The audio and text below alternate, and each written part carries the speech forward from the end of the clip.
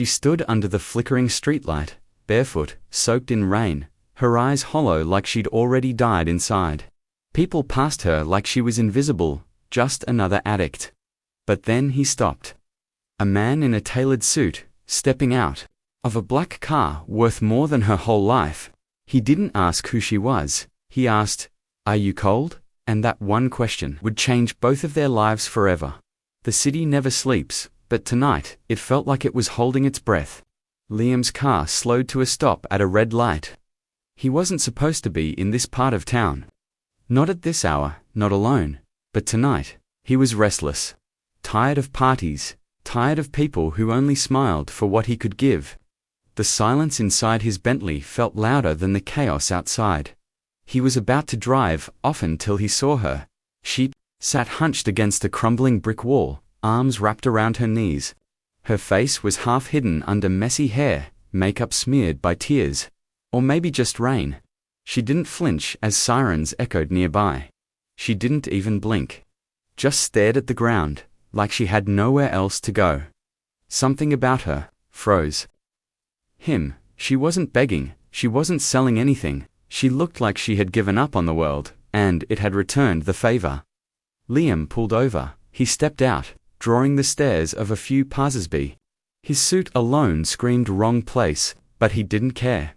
As he approached her slowly, she lifted her head just enough for their eyes to meet.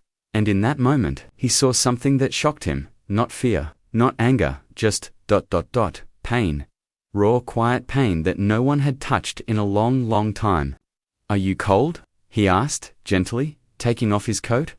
She didn't speak, but her lip quivered like she hadn't heard kindness in years. He wrapped the coat around her shoulders. It drowned her small frame, but she didn't resist. She held on to it like it was the first warm thing she'd felt in months. "What's your name?" he asked, kneeling beside her. She looked at him with eyes that had once been beautiful, but now held nothing but shadows. "Rayna," she whispered. Liam nodded. "I'm Liam." Then she looked away, suddenly ashamed. "I didn't ask." That reply stung more than it should have, but he smiled anyway. "I know." She looked back at him, confused, and then, almost like she couldn't help herself, she asked the question that had probably been buried in her heart for years. "Why did you stop?" Liam exhaled slowly, because ... I know what it feels like when no one does. And she blinked, as if his words hit something buried deep. That night, he didn't leave her there. He didn't lecture her. He didn't try to fix her. He just sat beside her, under the streetlight, in the rain, in silence. And that was the first time in years Rayna felt seen. But what Liam didn't know, what Rayna didn't dare tell, was that someone was looking for her. And if they found her, they wouldn't just ruin her life, they'd ruin his too. Rayna didn't remember falling asleep. But when she opened her eyes, she wasn't on the cold pavement anymore. She was in a warm bed, soft sheets, a room that smelled like coffee and soap. Her heart started racing. Had she been taken? Was this another trap? She bolted uprightly to see him, Liam, sitting on a chair in the corner, wearing the same suit, only his jacket was gone, and his eyes were tired. He didn't look dangerous. He looked worried. "You're safe," he said calmly. "This is my guest house. I didn't want to leave you in the street." Rayna looked down at herself. She was still in her old clothes, still dirty, still her, that made her feel oddly safe. "Did you touch me?" Liam blinked. "No, I wouldn't." She stared at him, searching for a lie. But there was none. That scared her more than if there had been. "I don't need your pity," she muttered, standing up. Her legs wobbled. Her body had gotten used to weakness. Withdrawal, hunger, cold, it all blurred together. Liam didn't rush to help. He stayed seated. "You can leave if you want," he said softly. "But I think you need breakfast more than a fight." That made her stop. Her stomach twisted not with anger, but hunger. She hadn't eaten in... She'd lost count. "I don't take charity," she said. "Then don't," Liam replied. "Take kindness." Rayna looked away. Her chest ached. No one had ever separated those two before. 10 minutes later, She was sitting across from him, at a small kitchen table. Eggs, toast, orange juice. She stared at the food like it was a test. "You think you're the first guy to try saving me?" she finally said, picking at the toast. "You're not. I'm not trying to save you," Liam replied. "I'm just trying to know you," Raina laughed, cold and bitter. "You don't want to know me. You want a project. A story you can brag about. A girl you rescued from the gutter." He leaned in. "Is that what they did?" Her eyes darkened. Silence. Liam didn't press. Instead, he poured her another glass of juice. Raina looked at him. "Why do you care?" He paused, then said, quietly, "Because someone cared about me once, and it saved my life." The room went still. Raina's hands trembled. Then, she whispered, "I used to sing." Liam looked up, surprised. "I was 17, she continued. "Won a local contest. They said I had a voice that could break hearts." "Why'd you stop?" he asked gently. She looked away. "Because someone broke mine first." Before he could respond, her phone annulled cracked. One buzzed to life. One notification. One word. "Where?" Her blood ran cold. She shoved the phone in her pocket, trying to hide the panic in her eyes, but Liam saw it. "Everything okay?" Raina forced a smile. "Yeah, just someone I owe." Liam nodded slowly. He didn't believe her, but he also didn't push. He just said, "Whatever it is, if you ever need help, you have my number now." Raina nodded, but inside, she knew the truth. If they knew where she was, Liam wasn't just helping a stranger, he was putting his own life in danger. And the worst part, they always collect their debts. Raina didn't sleep that night. She sat near the window of Liam's guest house, watching the rain trace slow lines down the glass. Every car that passed made her flinch. Every shadow outside made her heart race. She had stayed too long, gotten too close, and now, she was starting to care. That was dangerous. In the morning, she was gone. Liam walked into the guest house with coffee and fresh fruit, only to find the bed empty, the sheets cold. The only sign she'd been there was the coat he had given her, folded carefully on the chair, and a napkin with 3 words, scribbled in shaky handwriting, "Thank you, Ah." He stood there for a long time, holding the napkin like it meant more than it should. But something about her leaving didn't sit right. Raina hadn't just left. She had disappeared. Raina ran through alleys, across streets, ducking behind dumpsters. She knew the city's underworld better than she wanted to. And she knew what that text meant. They had found her. When she reached the back of an old motel, a man was already waiting. Lean, slick hair, tattoos down both arms. His smile was made of poison. "Look who finally came crawling back," he sneered. Raina kept her eyes low. "I just need time. You said that last time." He stepped closer, brushing her hair back roughly. "But you've been playing princess in some rich guy's castle, haven't you?" Her silence was answer enough. He grabbed her wrist. "He know who you really are, Raina. You tell him about your little record." "I'm not like that anymore," she whispered. He laughed. "Sure, you're not. But lucky for you, we don't need you. Just what's in your pretty head." She yanked her arm back. "I'm done." "Oh, honey, you don't get to be done. You made a deal. Now you pay." Suddenly, headlights washed over them. A black SUV pulled up, tires skidding. The window rolled down. Liam, his face was pale, his eyes burning. "Raina, get in." Her heart slammed in her chest. "No, you shouldn't be here." But Liam had already stepped out, calm, controlled, but the kind of calm that comes before a storm. The man turned to him. "Ah, the prince. Come to save the little street rat." "I'm here for her," Liam said coldly. "And you're going to let her go?" The man laughed. "You think because you wear a suit and drive a nice car, you scare me?" "No." Liam said quietly, "But maybe this will." He pulled out his phone and tapped the screen. A video played, a grainy clip of the man forcing Raina into a van months ago. The man froze. "I own the building across the street," Liam said. "And I own the footage. I've been watching it for days." Raina gasped. "You knew?" "I didn't know everything," Liam said, looking at her. but I knew enough to never walk away. The man stepped back. You wouldn't go to the cops. You don't know who you're messing with. Liam smiled slightly. Try me. There was a long silence. Then, with a growl, the man turned and disappeared into the alley. Raina stood frozen. She couldn't breathe. Liam walked over, gently placing his hand on her shoulder. I told you, he whispered. If you need help, you have me now.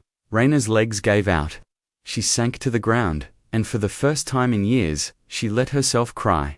Not because she was afraid, but because someone had actually chosen to fight for her. And that broke something open in her. The days that followed felt like someone else's life. Raina wasn't sleeping in abandoned motels or on rain-soaked sidewalks anymore. She was in a warm place, safe. She wasn't using not because she was forced to stop, but because for the first time she wanted to. Liam didn't ask her for anything. He didn't try to fix her. He just showed up every morning, like clockwork, with breakfast, with patience, with quiet, steady kindness that scared her more than violence ever had. Sometimes he sat with her in silence. Sometimes he told stories about his childhood, his mother, the time he almost failed out of college, but somehow built a tech company worth billions. She listened, she smiled, she even laughed once, and that sound made Liam freeze, because it was the first time he'd heard it from her, and it sounded like hope. One evening, she stood in the doorway, watching him read by the fireplace. You ever wonder why I'm still here? She asked quietly. He looked up calm, all the time. And, I don't care why, he said. I just care that you are. She looked down, her throat tight. No one's ever said that to me before, she whispered. He put the book down. Maybe that's the problem. She wanted to say more. Wanted to tell him about the time she almost died in a stranger's car. The night she begged her mother to take her back. The night her brother knew she couldn't go there. But Liam was patient. He didn't push. That night, she sang. She didn't mean to, but, as she walked past the piano in the guest house, her fingers brushed the keys. A few notes fell out. Liam heard it from the hallway. He didn't say anything, just stood there, watching, as her voice quietly filled the room, soft, trembling, beautiful. When she realized he was listening, she froze. I'm sorry, she mumbled. I didn't mean to. Don't stop, Liam said, his voice almost a whisper. Please. But. She shook her head. That part of me died a long time ago. No, he said gently. It didn't die. It just got buried. She didn't know how to respond, so instead, she whispered, You shouldn't trust me. Why not? Because I'm not clean, she said. Not really. I still get the shakes. I still wake up thinking about it. I still dream of needles and shadows and... cold. Liam nodded. Then we fight it together. She looked at him, broken and open and terrified. You'd really stay? She asked. I'm already here, he replied. It was the most dangerous thing she'd ever heard, because it made her believe. But the next morning, Liam got a call, and everything they were building began to shake. It was his assistant. There's a woman here, she said. Claims she's Raina's mother. Says she needs to speak with you, urgently. Liam stood silent. Raina had told him once barely, above a whisper, that her mother had abandoned her after her first overdose, that she hadn't seen her since. And now, she was here. His voice was calm. Keep her there. I'm on my way. But inside, Liam knew whatever this woman wanted, it wasn't going to be love. It was going to be a storm. The woman waiting in Liam's office didn't look like a mother. She looked like someone who had spent years surviving in her own kind of war. Her face was tired, her lipstick uneven, and her voice had the edge of someone who'd learned how to weaponize sympathy. You're Liam? She asked, standing up slowly. Yes, he said, his jaw tight. You're Raina's mother. She smiled, but it didn't reach her eyes. I go by Sandra now. I raised her, took care of her longer than anyone else did. Liam didn't move. What do you want? She sighed, sinking back into the chair like she owned the room. Look, I'm not here to start trouble. I heard she's with you, clean, safe, alive. That's good. Liam crossed his arms. Why now? Because people talk, Sandra said. Because I've got people who saw her. Because I figured if my daughter is suddenly living in some millionaire's house, she must have hit the jackpot. There it was. The real reason. I'm not giving you money, Liam said flatly. Her eyes narrowed. I never asked for it. You didn't have to. Sandra leaned forward. You think you're saving her. You think your fancy car and soft words are enough. That girl's been broken since she was 12. You can't fix what she's seen. Liam didn't blink. I'm not trying to fix her. I'm just not leaving her. She's dangerous, Sandra whispered. You don't know what she's done. You don't know what she's capable of. I know more than you think, he replied. Sandra stood, face flushed. Then you should know this. She doesn't belong in your world, and she'll destroy it before you realize what you've let in. She walked out without another word, but her warning echoed long after she was gone. That night, Raina could feel it, the shift in Liam's energy. The way he moved a little slower, asked fewer questions, looked at her just a little too long. Something happened today. She asked carefully. Liam hesitated. A woman came to my office. Raina didn't. Breathe, she said. She's your mother. Silence. Raina looked away, her shoulders stiffened. She's not. She claimed she raised you. She raised me like a butcher raises meat, Raina said, her voice flat. Only fed me when it benefited her. Sold me out when it got her closer to whatever man she wanted that week. Liam felt his chest tighten. She sold me once, Raina whispered. To a man who paid cash. I was 13. His hands curled into fists. She let me overdose on her kitchen floor. And when I woke up, she said I'd ruined her weekend. That's who came to your office. Liam walked to her, slowly. I don't believe her, Raina, not for a second. She looked up, tears burning at the corners of her eyes. But part of you wondered, didn't you? He didn't answer, and that silence broke something. Raina stood up. I should go. No, yes, because she's right. I don't belong here. I don't belong with you.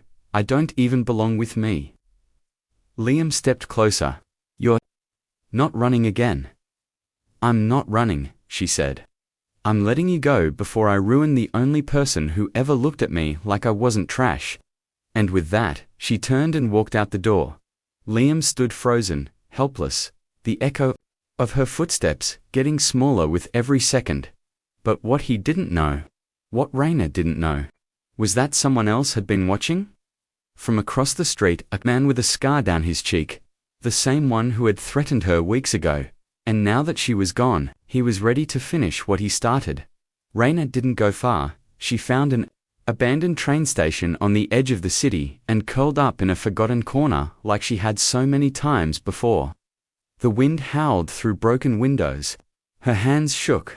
Her body craved the one thing she promised she'd never touch again. And in that moment of weakness, she almost gave in. She reached into her jacket pocket, where she kept a folded paper. Liam's number. His handwriting was firm, steady, like him. She stared at it through tear-blurred eyes. She hated that she missed him, but worse, she hated that she believed he might have meant it when he said he wouldn't leave. That kind of hope was dangerous. And then, footsteps. She-tensed. Out of the darkness. A figure emerged, the man with the scar. He smiled like a knife. Told you I'd find you again. Raina backed up, heart pounding. I don't owe you anything, she hissed. He pulled something from his coat, a syringe. You owe me your silence. You know too much. No, please. She tried to run, but he grabbed her wrist and slammed her into the wall. He raised the needle, and then, bang.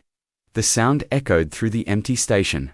Raina screamed, falling to the ground. The man crumpled beside her. Behind him stood Liam, holding a smoking gun, breathing hard, face pale, eyes locked on her. Raina stared in shock. How? He dropped the gun. I followed you. She crawled to him. You could have died. I didn't care, he said, voice shaking.